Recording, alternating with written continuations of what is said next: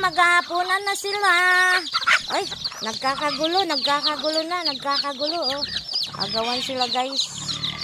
Ayan.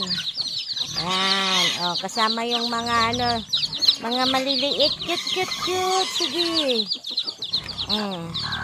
Manghuhuli kaya ako dito ng isa, guys. Dakpon. Di sila dumami, guys. Kasi yung mga maliliit na yan, inuunti-unti din ng mga masisipag na na rat. Makain ng sisiw yung yung daga. O, iba naman yung grupo doon.